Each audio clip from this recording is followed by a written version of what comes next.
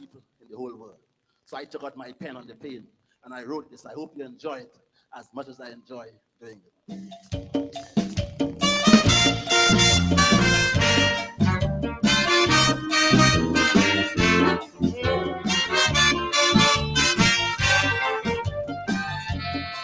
Of the music.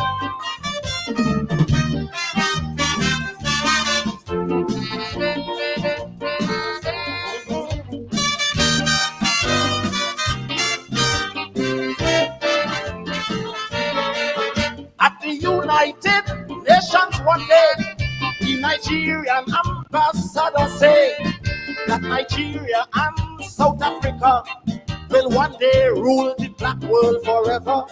He said the whole black population will one day walk together as one, and then all black people everywhere will have to look to Nigeria and Mandela. So I wrote him a nice letter. I said, dear Mr. Nigeria, is either you and know your history or you don't see. Have you ever heard of Eric Williams, Harry Shaw and Grantley Adams, Marcus Garvey, Maurice Bishop, and Manley? These were great statesmen from the Caribbean whose ideas changed the world, my friend. So Africa ain't going nowhere, understand, without the Caribbean man.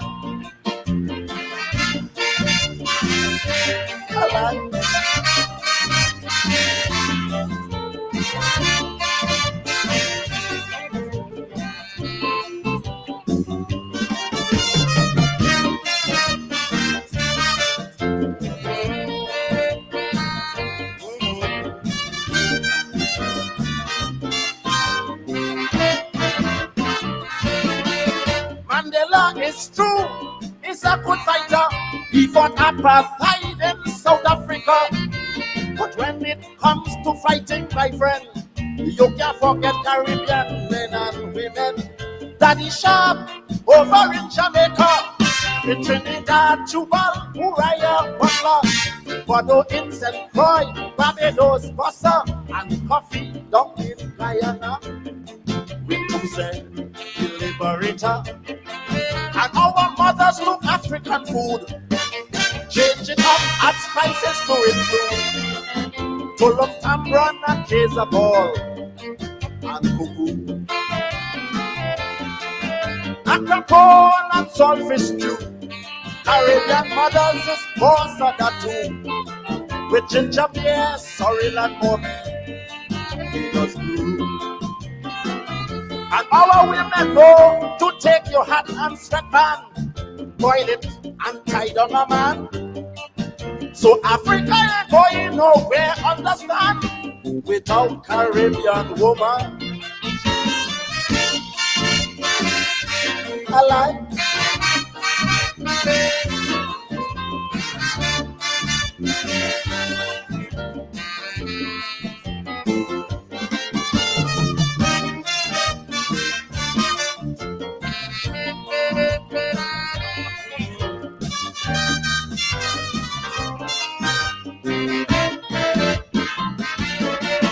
How could Mandela rule our world without our music, our soul? Is from reggae, belly and reggae, spoochka dance, soca and merengue. Our artists like Sparrow and Bob Marley, kitchen and short shirt, juke and gabi. And tell me which man in South Africa could bat like Brian Lara, not Trinidadian master. And our women are the mothers of great American sons and daughters, like LA's Bing Daimali and Harry Belafonte.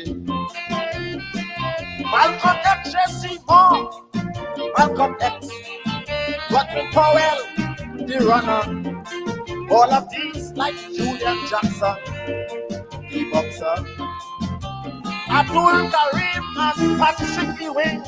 In basketball, with Emil Griffith, they have stood tall. So Africa can rule Afro-Americans without the Caribbean.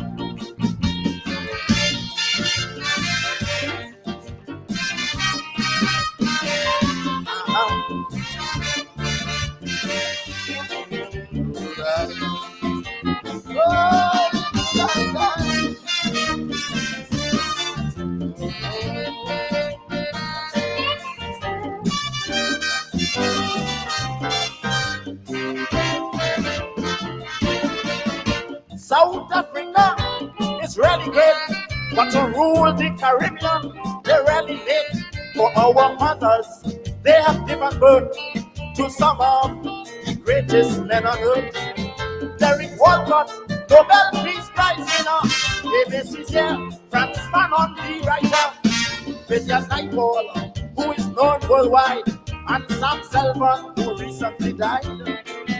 We sing of them with pride. And our region is truly blessed with resources to stand the test. We are blessed with asphalt and oil and good soil. And when it comes to female beauty, Africa have nothing on me. For our fresh kingfish and dumpling, just plain with skin. And our elders teach their kids to use lemongrass to show the worms where to pass. So Africa can rule motherland without Caribbean woman. God bless you. God bless you.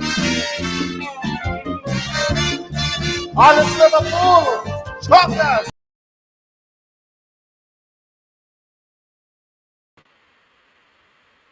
And a very good evening to you. Coming in there with the mighty Choctaws making the linkage between the Caribbean and Africa. Good evening. We continue to cover Black identity here tonight as we continue to press for the removal of that word Negro from official usage in Guyana. Wherever you're joining us from, welcome to Politics 101. Politics 101. We expect some guests here tonight, and we're going to be continuing that conversation. So stay tuned, share the link. We're going to get going in a minute or so. Them fellas, a beautiful round of applause. Nice to see you, Wellington. Beautiful. And while we thank God for Thanksgiving Day, we have to thank God for being us Africans. So I want to thank God for making me black. And I welcome this song to you. I hope you love it. It's called They Ain't See Africa at All.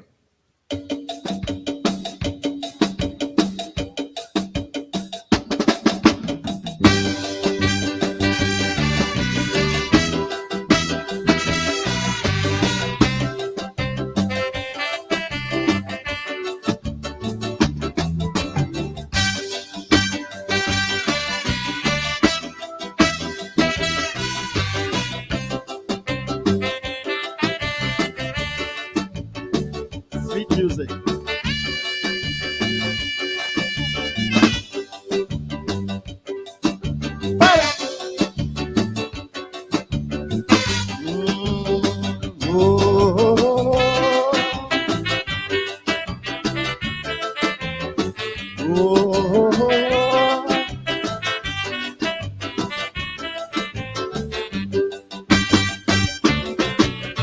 I see black people running from their race. Their own black children they can't face. They don't know their roots as a glorious bloom. Blessed be the fruits of their womb. They just be acting as though they shame of their history. They just be proud of other people's own. They just be glad to disclose their baby's ancestry, putting their child upon a false throne, not their own. For hear them boast to their friends and their neighbor, my baby's nose from his Spanish grandfather. My grandmother married a Chinese now. That is why the eye's so pretty, and he has such thick eyebrows. The dimple come from a husband's side, whose great grandfather was Irish. And watch how the eyes pretty and wide, cause my mother mixed with British. And watch at me, I'm Caribbean Portuguese, so me child curly. But the baby black down to the eyeball, they see Africa at all, at all, at all, at all. I said the baby black like a voodoo doll, they see Africa at all.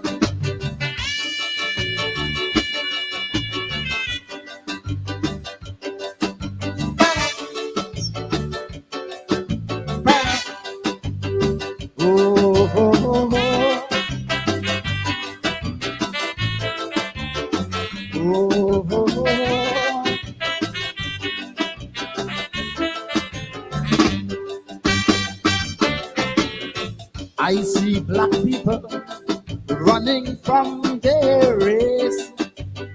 Food from our table, they can't face. If you hear them boast about how they just make French fry and French toast with that steak, they have a name for all them foreign foods they're using. Italian pizza, they murdering.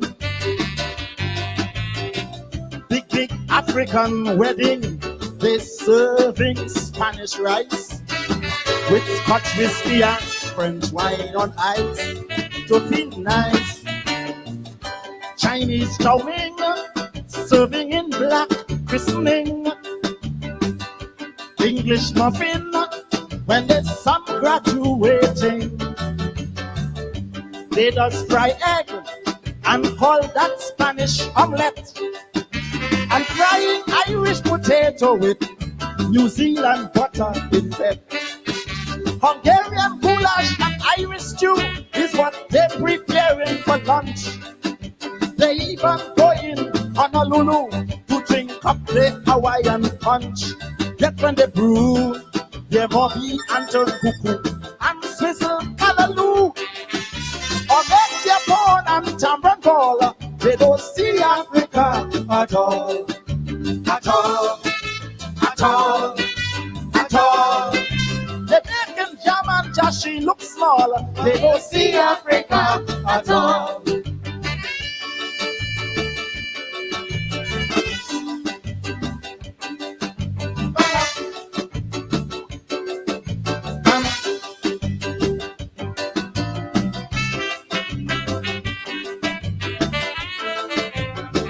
Oh, oh, oh, oh.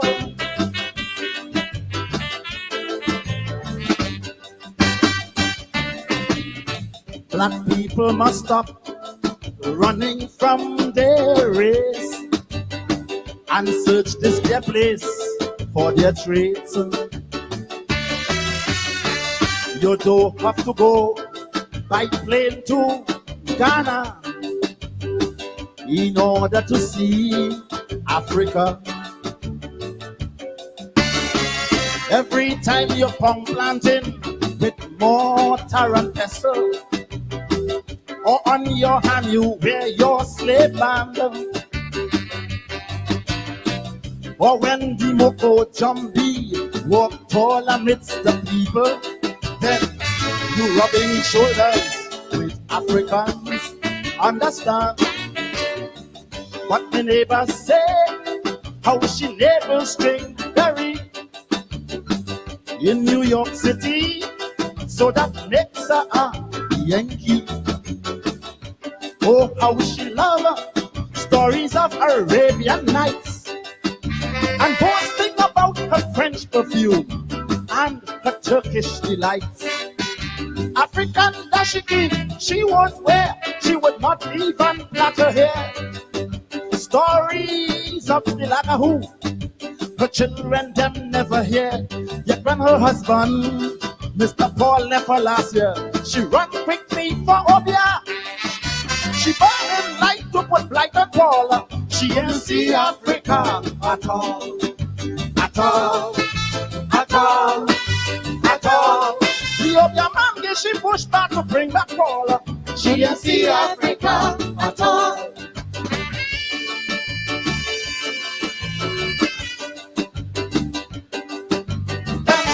The Hawaiian punch, yet when they brew, there more be and turn cuckoo and swizzle callaloo. Or make their porn and tambran ball. They don't see Africa at all, at all, at all, at all. They making jam and jashi look small. They don't see Africa at all.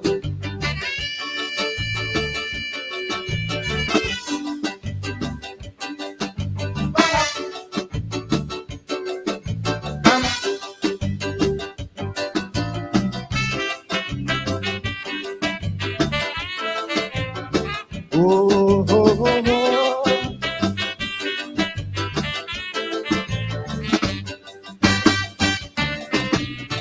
Black people must stop running from their race and search this their place for their traits.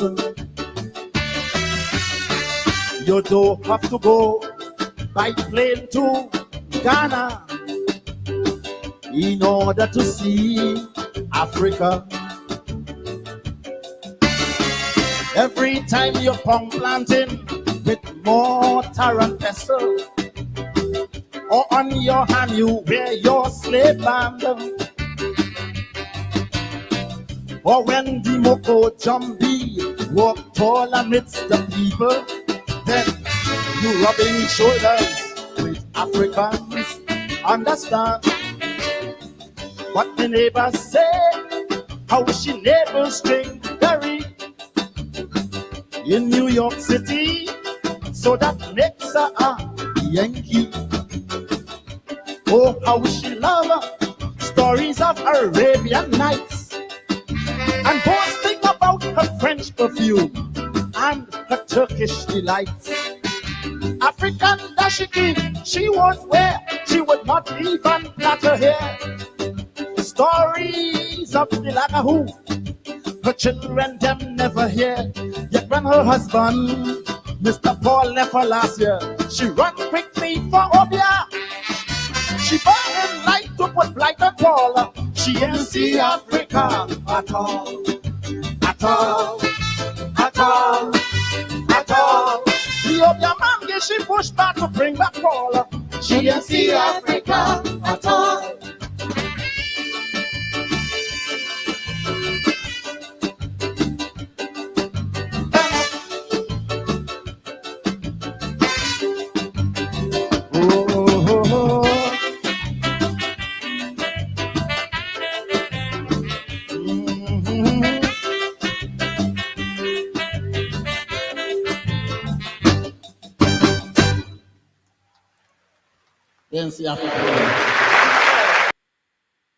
Oh yes, then see Africa at all. Then see, well, we gonna make them see Africa. We gonna make them see Africa. We are on a mission. We are on a mission. We are on a mission. Good evening to all of you. Welcome to Politics 101. We continue to banish that word. We continue to banish that word. Negro. Negro. We are on a mission. Negro must go. Negro must go. Negro must go. Good evening to all of you, wherever you're joining us, some beautiful African people, and those of you who are not phenotypically African or culturally African, You are friends of Africans. Welcome to this program. You are part of the family. You are part of the family. You are part of the family. Good evening, wherever you're joining us from. Whether you're joining us from Linden or you're joining us from West Belize, welcome to Politics 101.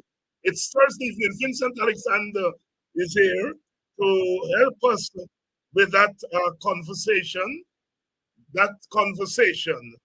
on African identity. Quote, unquote, is French, African Spanish, identity. Dutch, Portuguese, as well as English. African identity. And because of this, we have a proper town, quote unquote, is French, Spanish, Dutch, We're talking Portuguese, tonight. as well as English. We're talking tonight about historian Africa. Noted both the importance of African Liberation Day in terms of our African identity and some of the root causes for our problem of identification. I have met brothers and sisters who say that their mother tongue, quote unquote, is French, Spanish, Dutch, Portuguese, as well as English, which we speak.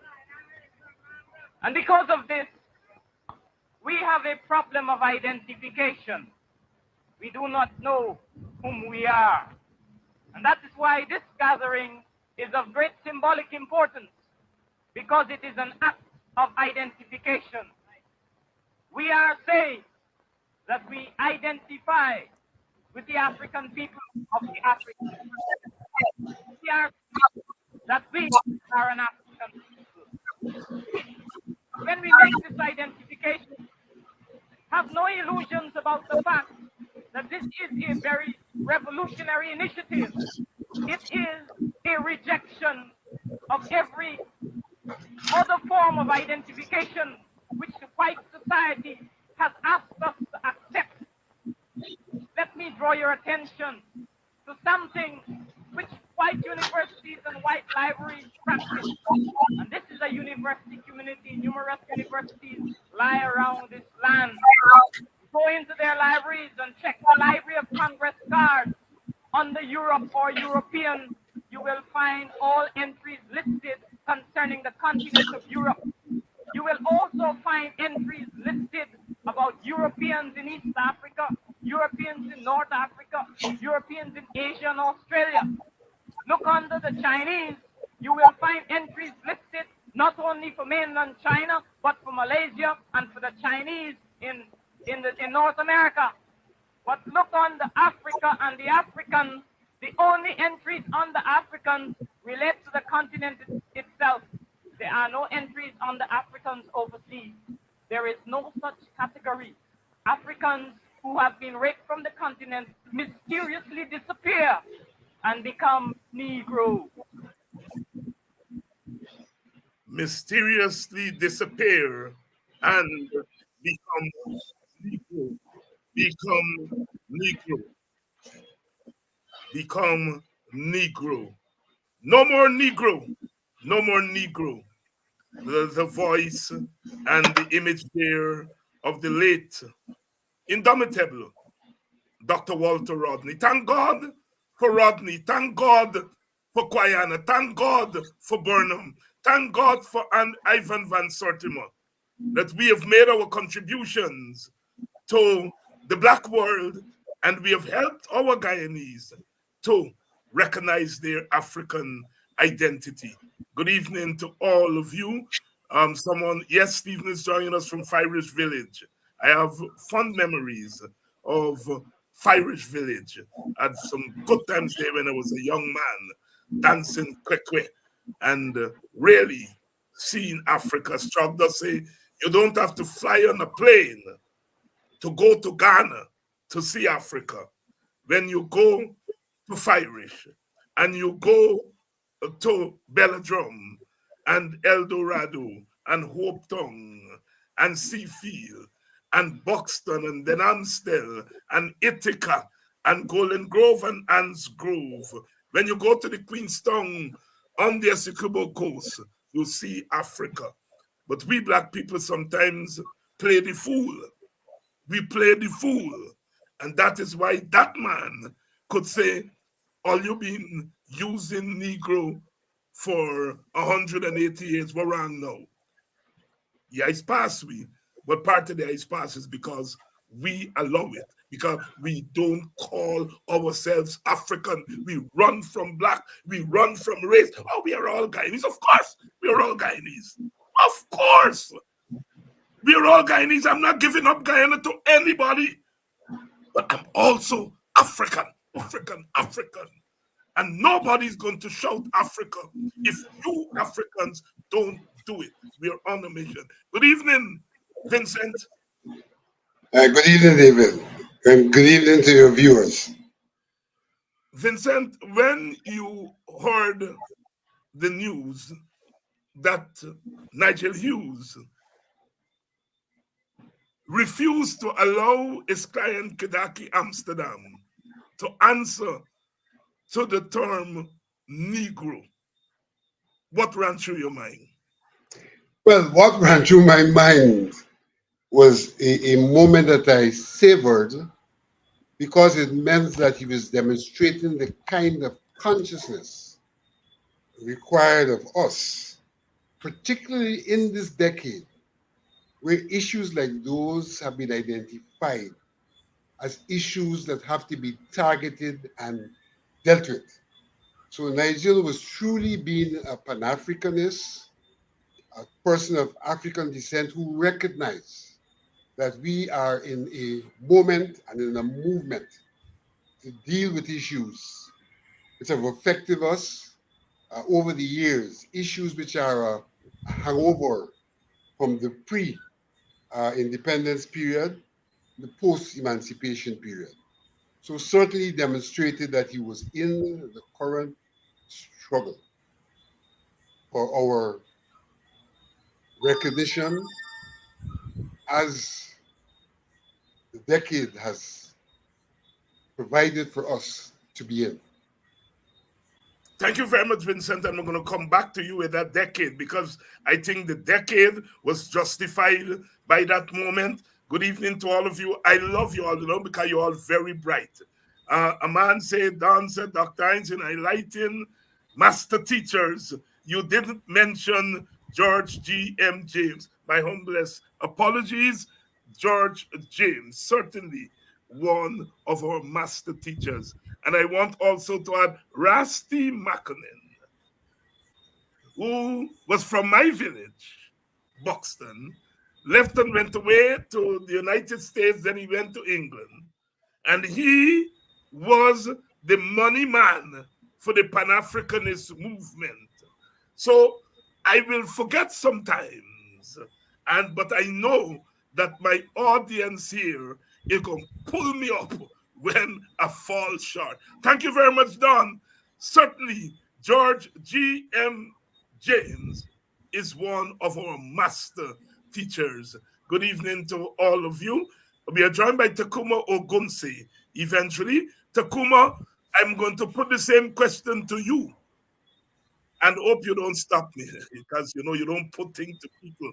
You had a man named Sanko, from Buxton. He was a scared man, and he get charged for parking he scared some way wrong, and he got to court, and the magistrate asked him, "What's your name?" He said, "I'm Dudu Sanko, deal with two Doko." Said, "What's your profession?" He said, "I'm a mule chauffeur." When they come to the cross-examine, the liar cross-examine, he said, "I'm putting it to you, Mr. Sanko, that you break the law." He said, "You can't put them to me, you've not been there." So I'm being very careful when I'm putting this question to you. When you heard Nigel Hughes told the police that his client Kedaki Amsterdam is not going to answer to the term Negro, what were your immediate thoughts? Good night, Dr. Hines and viewers. I want to join with Vincent to say that the fact that we are in the decade for African people, what the United Nations have designated, I think probably played a major role because it keeps all of us conscious on the issues of African people sharp, and I will want to feel that okay, that was one of the influences on the mind of Comrade Nigel. When I heard the thing, it took me right back to my days in Askria, when we used to debate those issues, and we have long banished that word, Negro, and we have, in promotion of the Cultural Revolution, have promoted the use of African, and the whole question of African dignity was put on the agenda and became a very powerful social force. And it drew my mind right back to that point. And then, you right away, you reflect without knowing. I said to myself, those policemen will be Africans. And the fact that they themselves couldn't recognize that they're using a term that ought not to be used in this period of African liberation and the struggle for African dignity was in a way an indictment to them, but in a way I also felt an indictment to us, that probably we haven't been doing enough at the cultural level, to promote among our people the necessary cultural reflexes to deal and to push back against these matters. If my memory holds, I remember in the early days of AGDA, we did had a campaign against that word, the use of that word by the police. And I remember that to some extent the police had walked back on the use of the word. But with these things, I didn't think at the time we got it off the law books. And they just creep back into the police behavior. I think Nigel, by raising it, give us an opportunity once and for all to use this period and this incident to get that word strike off the books of the country when it relates to national issues and national institutions. So we are at present in have to support and compliment Brother Nigel for his sharpness on this matter, and we have to ensure collectively that this time we get it struck off the books. Thank you very much, Tacuma. And you introduced where I wanted to go, because I'm glad I have Vincent, Alexander, and yourself on here tonight, because I'm going to ask you all this question, but I want to preface it by saying this. Professor Desprez wrote a book on race and ethnicity in Guyana. And he said when he came to do his research in the late 50s and the early 60s, he was struck that when he went into African villages, they were using the term African. They weren't using Negro, they weren't using colored. And this is the late 50s. Another professor who studied ethnicity in Guyana from Fiji, he was struck that the word Africa appeared in Askria twice, African Society for Cultural Relations with Independent Africa. So it says that Black people in Guyana had long turned their backs on the use of the term Negro. And I'm going further.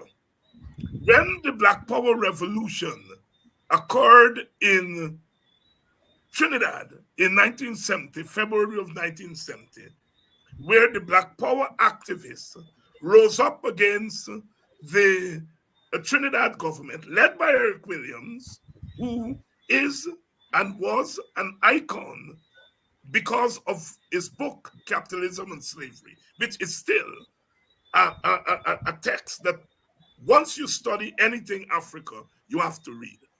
They rose up against him because they said that we had gotten independence, that he, Williams, had mobilized and socialized them as Africans, but Black people still couldn't work in banks in Trinidad. Black people still couldn't live certain places in Trinidad. And they rose up.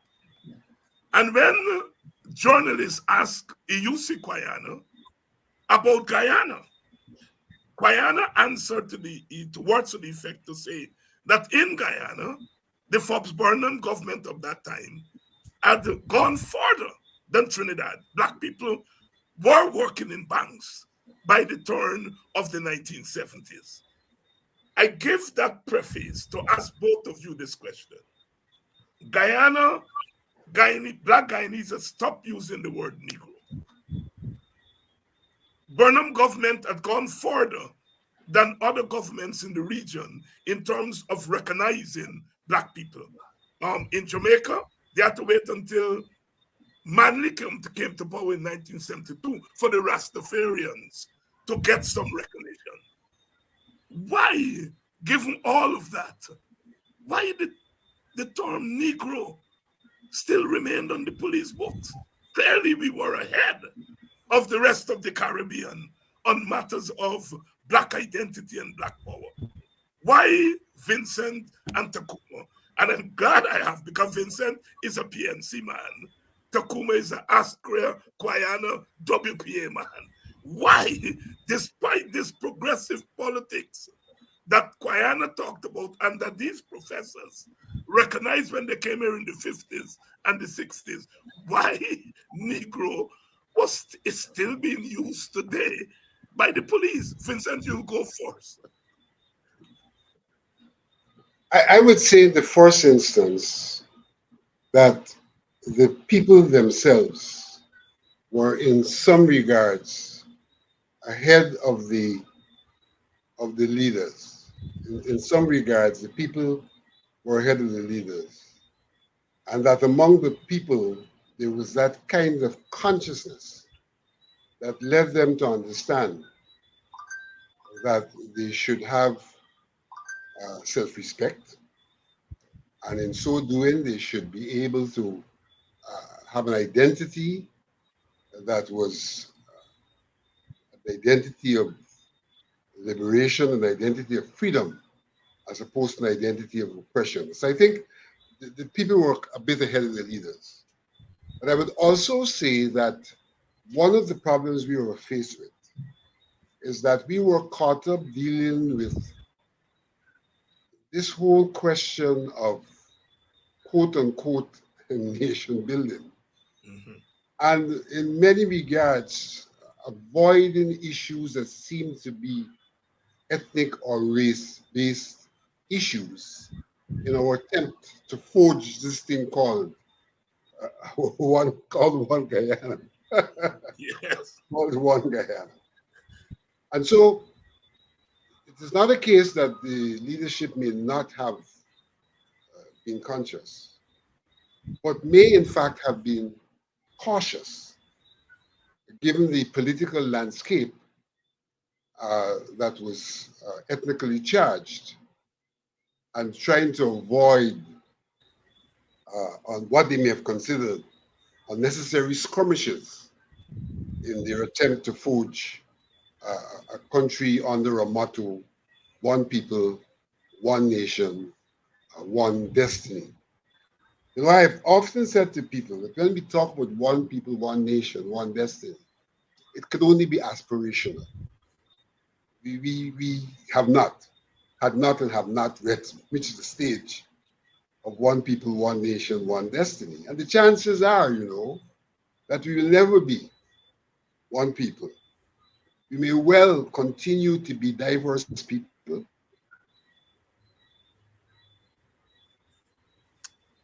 We have lost your song there, Vincent. Yes, go ahead. We are hearing you now. Nation state.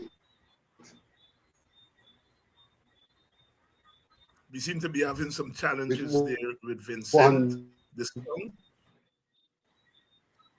I think in some regards, we have ourselves to introspect and to understand that where we were at and what we did was where we at We seem to be where we were at and what we did, and our endeavor to achieve something without the understanding that that could not have been achieved if we had not dealt with the parts. We're trying to deal with the whole and not paying attention to the parts which made up the whole, which, if not dealt with, could not lead to the rectification or the development of the whole. So I think on one hand, we had the kind of consciousness required, but on the other hand, we were being, what in Gary may be considered to be politically correct in an attempt to forge someone which we felt may have been affected, seemed to be biased in terms of things relating to one ethnicity. I would go on to say that my own view about Burnham in this regard was that he was conscious. He sought to do things, but he sought to be cautious and not apparently offensive. And that was indeed, in many regards, an error. It was a strategic error in his pursuit of one people, one nation, one destiny. One person who I know very well would not have even used the word Negro or thought of the word Negro is in the audience tonight. Kwesi Ojinga, my brother from BV and Buxton, well known in the theater world, changed his name to Kwesi Ojinga. He was part of a legion of young black men and women of that period, Tacuma, Ogunseye. I would like you to come in and comment on that question. Your elder, your organization launched the Cultural Revolution, did some remarkable things, connected the Guyana with Africa, introduced the naming of black people children, giving them African names. Yet, Negro remained in use by the police to this day. What went wrong? I can't say with any great conviction that I really could answer the question, but I would attempt to try to see, what, to my mind, were responsible. What were the things that were responsible? I don't think it may be one simple thing. And remember, we are looking at a period. Let us see. I mean, the question of Negro was raised even before Ascrio historically. But let us start with the 60s when Ascrio raised it to the present. Is a lot of time. And when we launched the Cultural Revolution, it had the support of Burnham and the PNC. So at least in the early period of the Cultural Revolution, I couldn't see any, political reason why, that could not have happened. I would say that by the time the Burnham and Ascria fell out, and we are fighting each other, I think I want to see that Burnham began to back off on some of the objectives of the Cultural Revolution, because why didn't Ascria and subsequently WPA continue to raise that? They raised other things. They talked about dictatorship and other things. Why did they not press for the removal of the word Negro? So Burnham may have backed off. Did Ascria and the WPA back off from these cultural things? That is what I want to get from you. Okay, I will try to answer that very quickly because to me that's probably the easier part to answer. Yeah. But what I'm trying to get at is that once the differences became a serious political matter, okay, I think and the state, those who control the state begin to back off because they begin to tie cultural success of Askria as, in some ways is at the expense of the PNC. I think that the elements in the state, for instance, a matter like that would have fallen under the Ministry of Culture, who should probably be the person or the institution in the government to look at those findings and bring legislation, and to keep it in the forefront of the government. But I think in that political atmosphere, I guess even one of the bravest ministers of culture would have been a little cautious. Now, in terms of ASCRI and the WP, I think that what happened, like, all of us are guilty of it.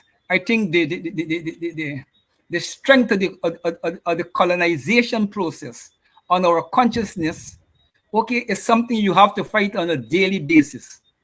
And it is easy for individuals and even organizations, okay, to reach a point, not necessarily deliberately, but unconsciously, where certain issues, like the use of the term Negro, and to continue a fight for it, okay, fall off, slip out through the lens. And I think that is what would explain, because I don't know that anybody in the WP or anybody in ASCRI would have any problem with that. But I think people consciously, came to the judgment that, look, if you and the government are at odds, the chances are they're doing certain things are less likely. And I think people then tends to concentrate the energies, in other areas. And that is my humble explanation. But I think the fundamental thing to me is the persuasiveness, okay, of the still dominant colonial European culture in our midst that really saturate our consciousness, and we have to fight on a daily basis, okay, to suppress it. And in the process, we just, certain things just slip through. Just slip through. And Vincent makes the point, which I subscribe to, that Burnham and the government had to be cautious. They were let me take back had to be. They were cautious because in trying to build this thing, one people, one nation, you don't want to concentrate. They didn't concentrate on any specific ethnic, especially their group, because they would have been charged with being racist and so on and so forth. And in the WPA, I am arguing that in the WPA's pursuit of the same multiracial politics, which it became known for in the century, it dropped the ball on identity politics, meaning African politics. And Ogun, you would know that the late Andaye, myself and yourself, began to raise that question about whether it was a mistake by the WPA to, in a sense, close down ASCRIA. And we have concluded that it was a mistake, that in pursuit of our multiracialism, socialism story, we dropped the ethnic ball because it would have interfered with the multiracialism. In a sense, committing the same sin that the PNC committed. Ogunseye, I'm still pressing you on that.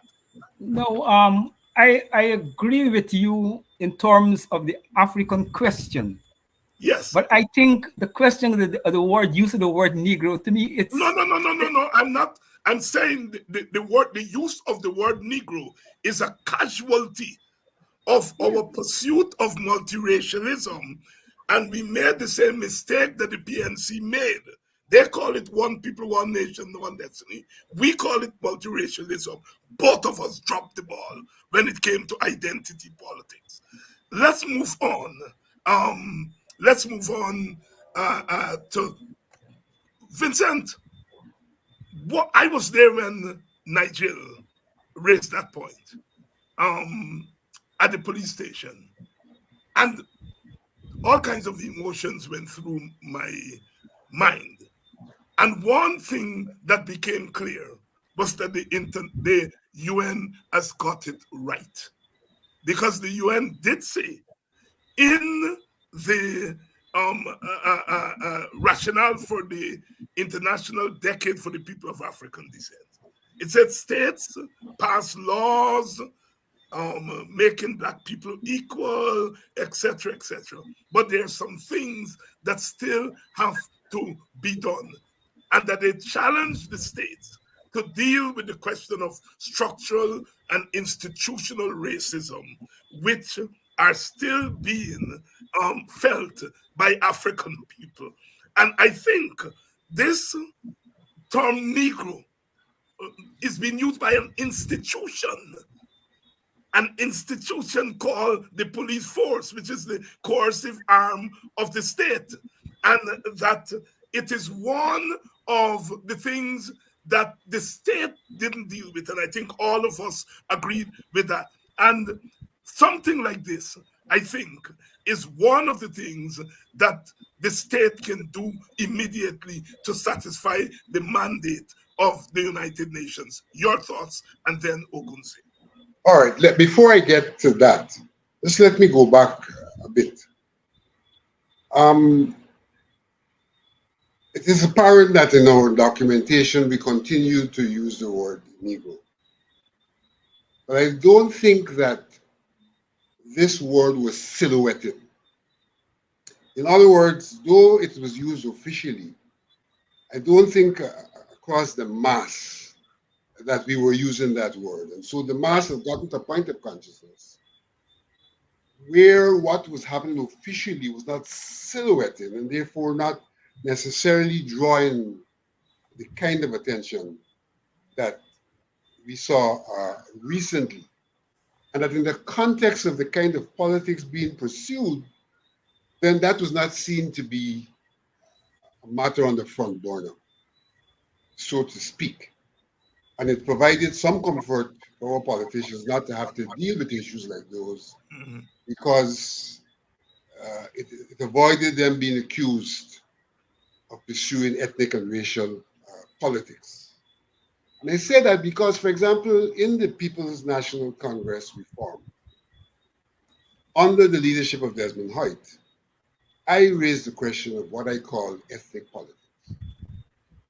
And when I raised that question, a party that sought to project itself as a national party, there were Indians in the party who accused me of being racist for raising that question. So you see what was the jeopardy of confronting something which seemed to be, in some regards, under the radar, and therefore you could not deal with it and get on with your business. And if you were to deal with it, then you would create some difficulties in terms of your portrayal of being a party that is all Guyanese, or a portrayal of looking after African interests as opposed to other interests. So I think that landscape and the political environment at the time aided and abetted that cautious approach to questions like these. But for me, it is not merely questions, it's not merely the question of Negro. I think you got it quite right when you talked about institutional and other arrangements. What the decade specified was that there were remnants, institutional and legal remnants, that were associated with racism, discrimination, xenophobia, etc. and that this decade should be used to address those matters. And they said in uncertain terms that there is a need for the change in institutional and legal frameworks. When they talked about institutional framework, there are two aspects to that. An institution may be an organization and the manner of its operations, what purpose it serves, what it does, etc. And that question is pertinent to the institution called the police force. What purpose it serves? Because we know that initially the police force was established specifically to oppress the people of African descent after emancipation, with the introduction of crimes like vagrancy and so on. We know that. So that is what should be dealt with, institutions that are established that were anti-liberation of the people of African descent. But institutions also mean not only an organization, but when you talk about institution, you're also talking about a practice. I don't think it resonates easily with the ordinary people when you use this word institution. What you're really saying, they probably would see an organization, but they wouldn't necessarily see a practice. Mm-hmm. And the use of the word Negro is, to a large extent, more of a practice, though official, than anything else. And that is exactly what the United Nations was speaking to. Organizations that were inimical to the people of African descent, and the practices inimical to the people of African descent. Because the practice of calling people of African descent Negro has connotations that are related to their identity, who they are. The word Negro, has a lot to do with the word black in the context of black meaning something that's inferior, something that's evil, a lot of negative connotations. So even as we moved to use the word Negro, it brought negative connotations with it, and therefore identified people of African descent in a particular way. When you refer to Negro, there was a lot of baggage associated with that.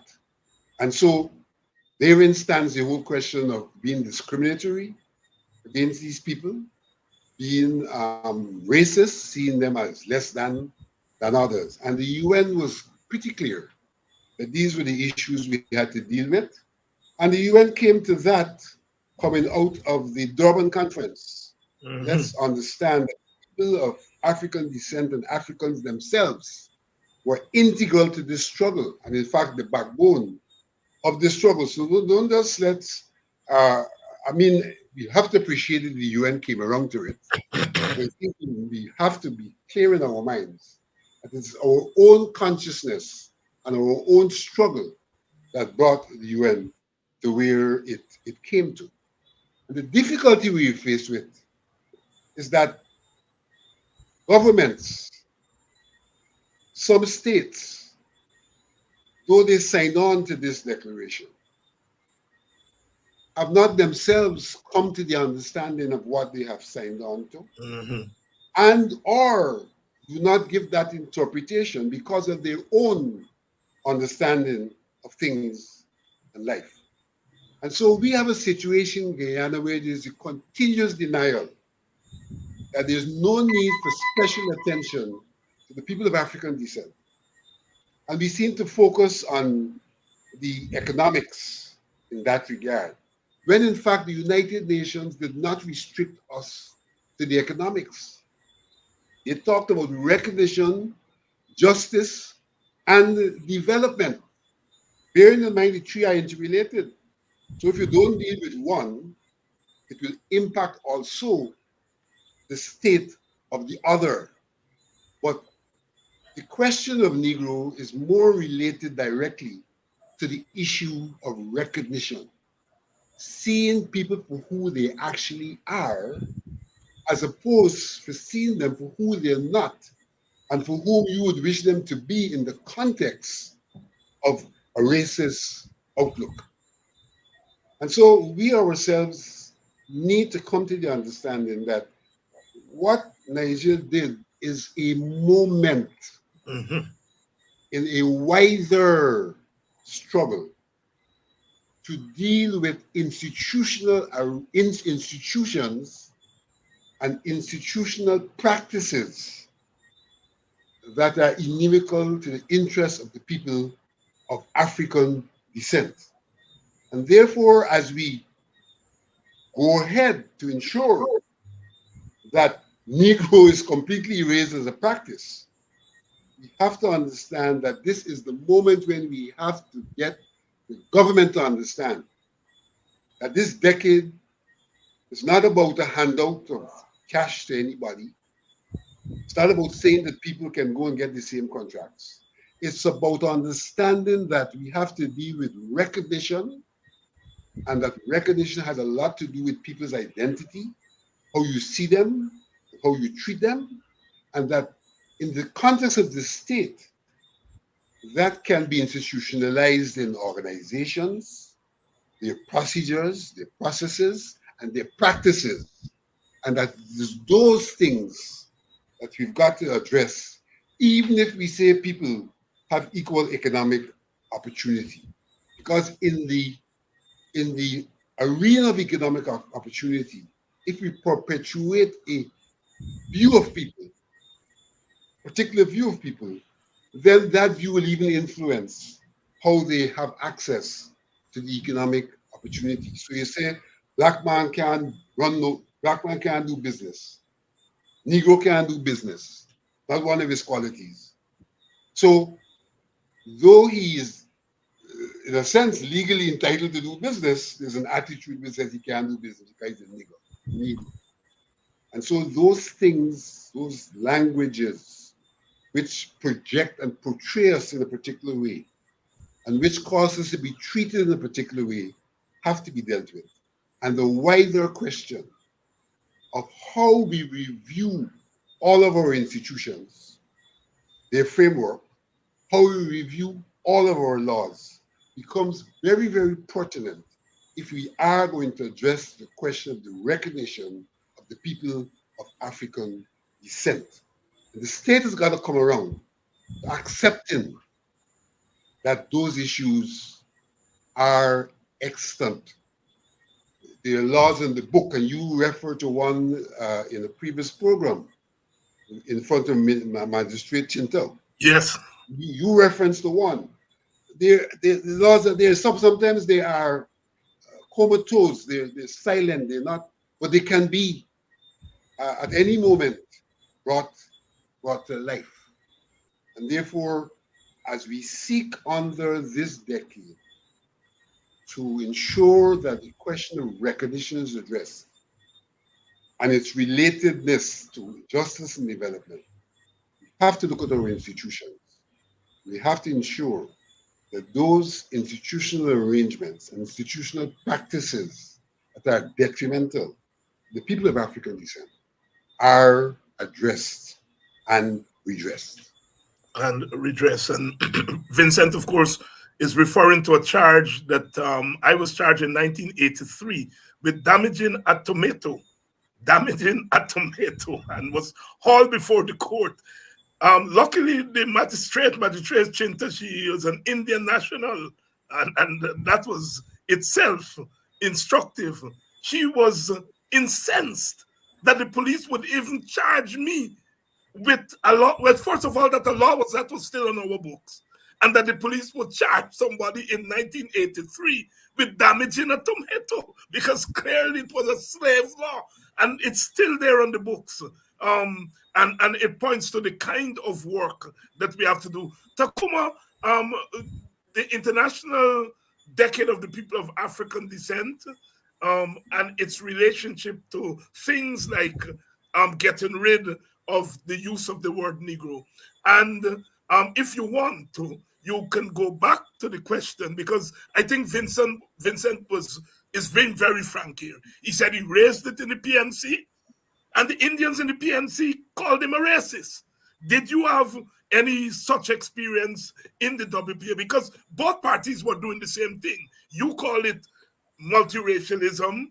The government, the PNC government, call it nation building, one people, one nation, one destiny. Same thing.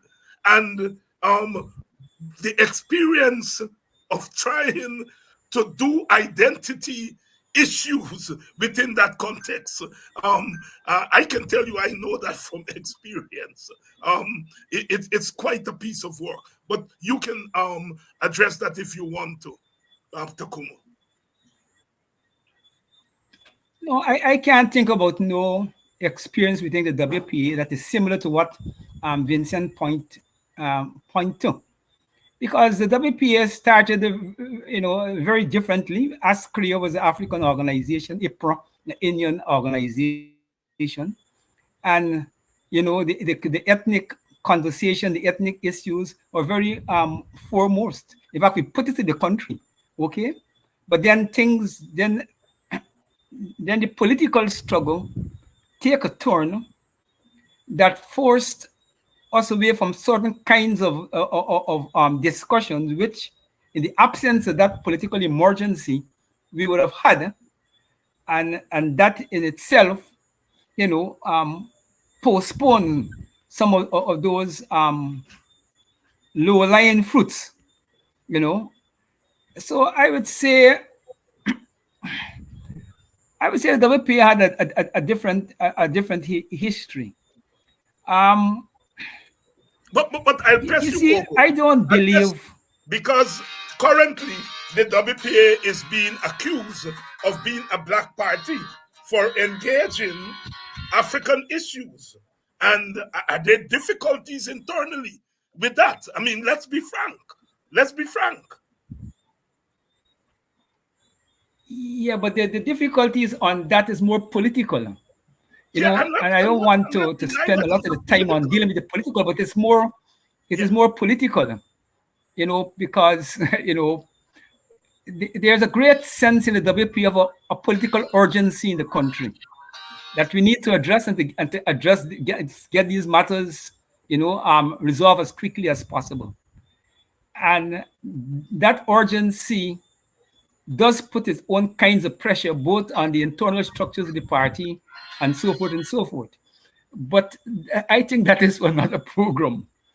But we just wanted to perhaps highlight to our viewers the difficulty in a multi-ethnic society when you're trying to build multi-ethnic organizations of dealing with ethnic issues. I think that's the big question. Vincent is saying yes, that is true for the society.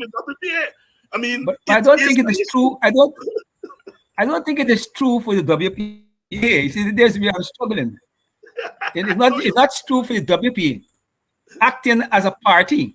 It is difficult for the WPA acting in the context of this society and trying to implement multiracial politics and multiracial understanding in a very polarized situation. So to me, it's two different things. The party is very comfortable in dealing with all of these matters. No, I think as a party internally, but to apply that to the country, is a different story. It's a different story. All organizations that call themselves multiracial have problems when it comes to dealing with issues of a particular ethnic group. And I think our WPA is no different. We may be, it may not be as intense as in other organizations because we are a relatively small party, but it's an issue in our party. And I think we should be frank about it. We are struggling through it as we must, but it is a problem. It is a problem in trying to build a multiracial society, multiracial organization, while at the same time dealing with specific issues. I am critical of this program of the PNC leadership right now because I think they just lump all the ethnic issues together. All of us are suffering when it is not true that all of us are suffering the same way. Amerindian people have certain problems that are particular to Amerindian people. East Indian people have some problems that are particular to them. Africans got problems that are particular, like Negro. and multiracialism, as you strive for a multiracial organization, a multiracial society, the space to deal with those things separately is very small. And that's our dilemma. And all parties, all organizations in the country, I think, have to face it. But let's move on. Tomorrow, yes. Just let me say, in that context, the issue is striving for multiracial votes. Yes. I don't know that we really properly strive for multiracial organizations. I think the striving is for multiracial votes. But you see, the WPA is in a different position. The WPA have never become a total electoral party, and votes, multiracial votes, is never a big issue for us because we believe in power sharing as an important solution to the problem. So you don't have, if you believe in constitutional power sharing at the executive level, then you don't have to fight for multiracial votes. So the WPA, even though it was a multiracial party, once we embrace that, we don't feel that we're under the same pressure as a party who wants to win power in its own and to keep and to deal with the winner take all system. They are under more pressure, to get crossover votes. But given our fundamental philosophical position from the time we became a party, we have seen this. We have said the solution to the Guyana problem lies in power sharing between the two major parties, and by extension, the two major race groups. And in that sense, the WPA is really, in a way, free from a big struggle for crossover votes. We have to struggle once we accept electoral politics to get votes to become relevant. And we have failed to get that because we have never got more than 2% of the vote. So the country, in terms of electoral politics, make we irrelevant. Right. But we have been fighting to be relevant in politics. In politics, this is more general and it's beyond party politics. And I think there we're doing better than we have ever done in electoral politics. Tomorrow at 5 o'clock at Crystal Labor College, there'll be a symposium on this issue. Vincent, you can help me out here. I know Nigel Hughes is one of the speakers. Don Cush is one of the speakers. Olive Sampson, and help me, I think there are 2 or 3 other speakers, Vincent.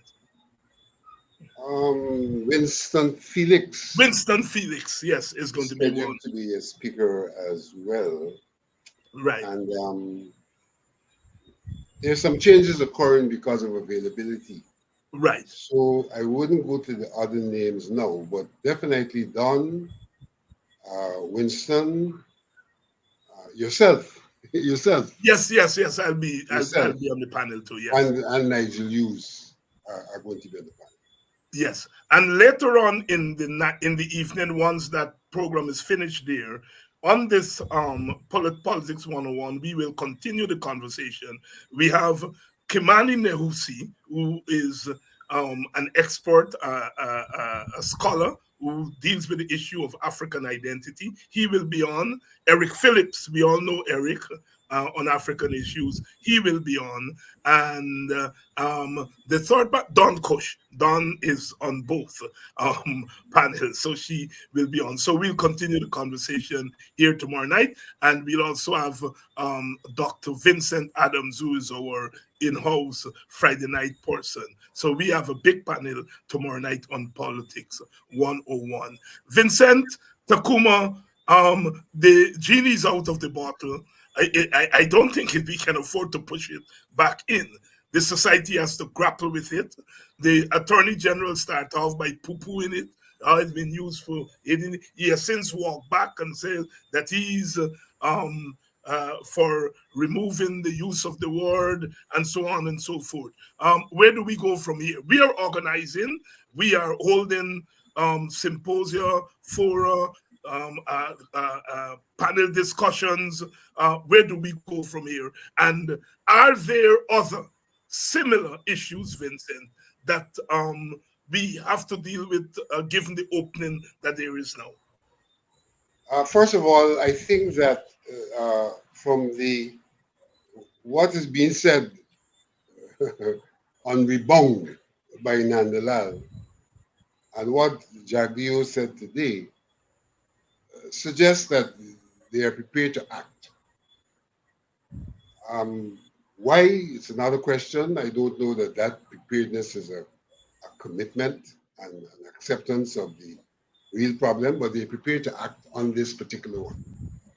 But I think it's important that we understand that all Nigeria has done is to push a button, and that this issue of Negro is about one of many institutional practices, in addition to legal arrangements and institutions that exist that ought to be addressed if we are to pursue the goals of the decade. I want to take this opportunity to give another example, which has, in some regard, been addressed, but not because of the people of African descent.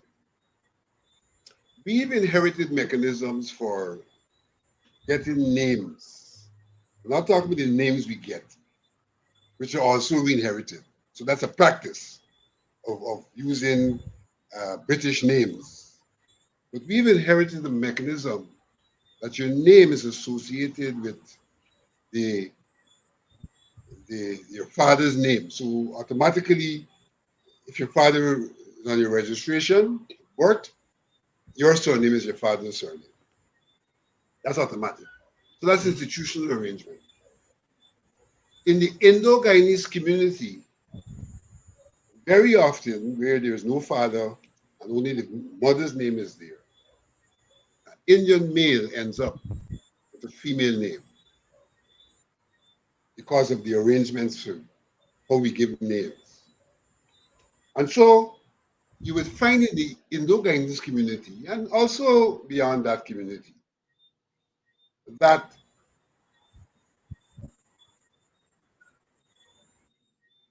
they tend to have call names that are unrelated to their birth certificates, because those are the names they're comfortable with. And they live their whole life with these call names, the school system, the hospital, etc. But GCOM, as of 2008, started this process of saying, look, we are only going to register you with your birth certificate. And so people are now getting ID cards in names that don't represent their call names. And there's a lot of protests and a lot of confusion because of that.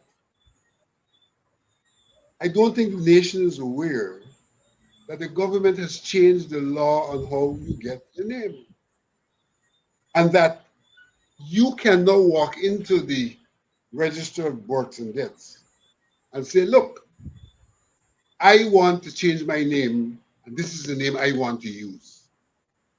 And so, in fact, the question, the issue of a discriminatory practice in terms of how Indians got their names has been addressed. Incidentally, there's a tangential benefit if the African Guyanese are conscious that this is happening, because it means you no longer have to go to the court if you want to change your name that was given at birth. You can now simply go to the register of births and deaths and change your name. So you see the tangential benefit we have, but it is based on addressing illegal and institutional remnant that's come over from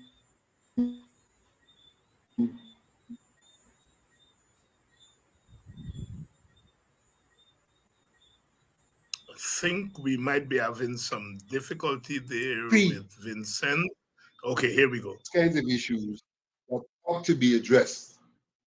And at the bottom line of these issues that ought to be addressed is the question of collecting data based on ethnicity so that our policies could be responsive to the various ethnic groups. The data will tell us where the ethnic groups are positioned in relation to issues and what we can then address the issues from an ethnic perspective.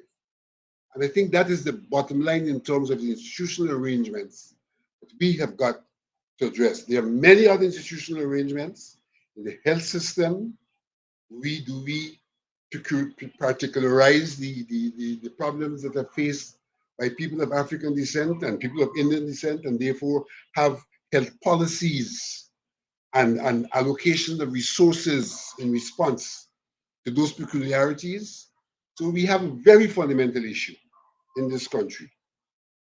And the decade provides an opportunity from the standpoint of the people of African descent for those issues to be addressed from an institutional and legal perspective. Alexander, Tacuma, Ogunseye, where do we go from here? I think we have to recognize that changes in these institutional on these institutional questions in many cases require two things: advocacy on the behalf of the general masses or sections of the masses interest groups, and the willingness of the government to act. I think those are the two critical things.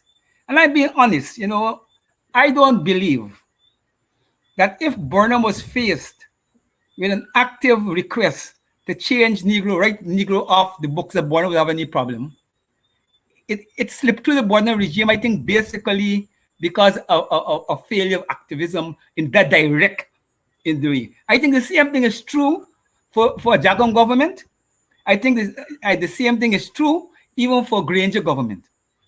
What we gonna know now is whether you could say the same thing about the Jagdeo government, because they have a chance now. Because to me, in the scheme of things, this is a low-lying fruit, and I have my own view about them. But I always give space for human weakness.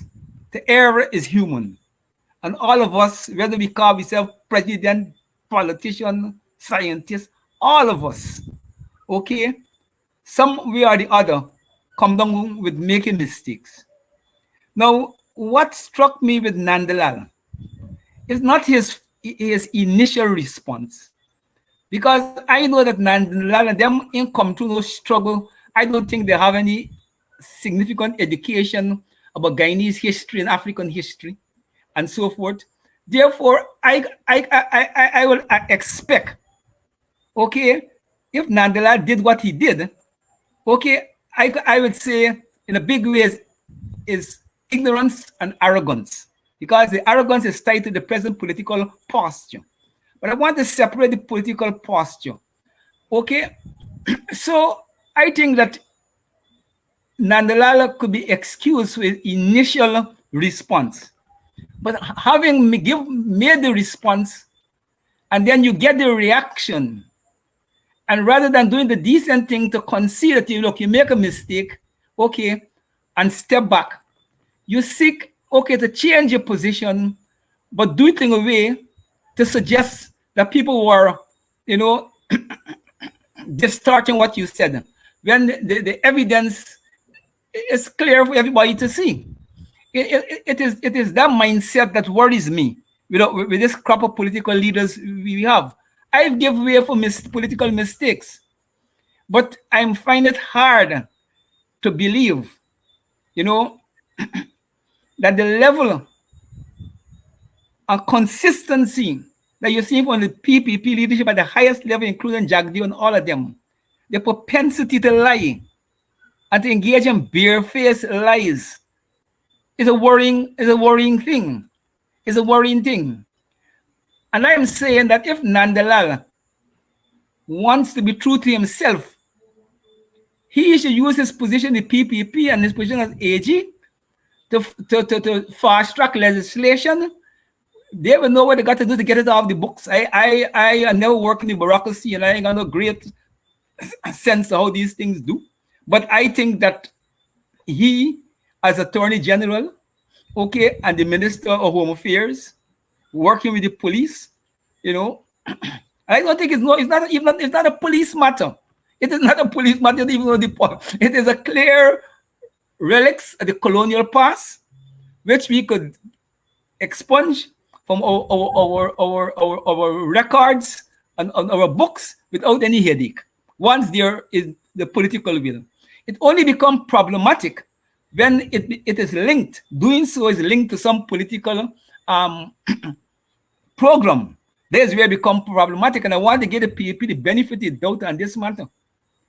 And I want to see whether or not they will quickly move to struck this obnoxious word of the books of Guyana.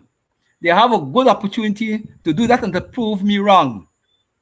You know, so that is my approach to the matter in terms of Nandalala and the government. Now, I think that these colonial structures, because, you know, the political revolution in Guyana, the Caribbean, have lagged behind the cultural revolution. And why the cultural revolution advocate and promote advocacy, implementation requires the politicians. Because the political revolution was slow, and the cultural revolution, a lot of those offending practices remain. And I think, because you see, I am convinced that the final liberation of Africa, our dignity, our economic, our political standing in the country and the world, will only be completed and to make significant progress when the African people themselves engage in a political liberation in Guyana and the Caribbean. And because I think that is what's going to create the kind of political situation to have once and for all of the number of offending things that the United Nations had identified, and it is very current in Guyana, you know, to be corrected. I mean, I'm trying not to tie this thing yet to the PPP's quest for dominance and their clear contemptuousness and disrespect for Africans. I'm trying to treat this here, okay, like you call a slip of the tongue, that could be corrected quickly. So I would say we have to continue advocacy. And if on this matter, they don't act quickly, we have to tie to the overall political grievances that we have, and we have to press them in a way that is unprecedented, because we will be able to separate the two. But they can't say we didn't give them a chance to separate this from the general engagement. And I think that we have to keep pressing the advocacy for change with a clear understanding that if on this low-lying fruit they can correct themselves and speedily remove it from the books, then we will have to see it as a deliberate or policy that is tied to the domination agenda, and then we have to treat it as such. Tacuma Ogunseye, there on the way forward, we shall see. We will continue to cover the issue here on Politics 101 tomorrow at 5 o'clock at Critchlow Labour College. There is a symposium, and then later on in the evening, we will continue our discussion on the issue here. Our guest tomorrow night, Kimani Nehusi, Professor of African Studies, Eric Phillips, Chief Eric Phillips, who is well known to us, and Attorney at Law Don Holder, Cush, and Dr. Vincent Adams. We'll see you all tomorrow night. Vincent, Tacuma, thank you all so much for coming through this evening. Thank you. Thank you for having us. Thank you. So, tomorrow evening, we continue. As usual, Love is the watchword, and we ain't taking nothing less than the total removal of the use of that word from all official institutions in our country.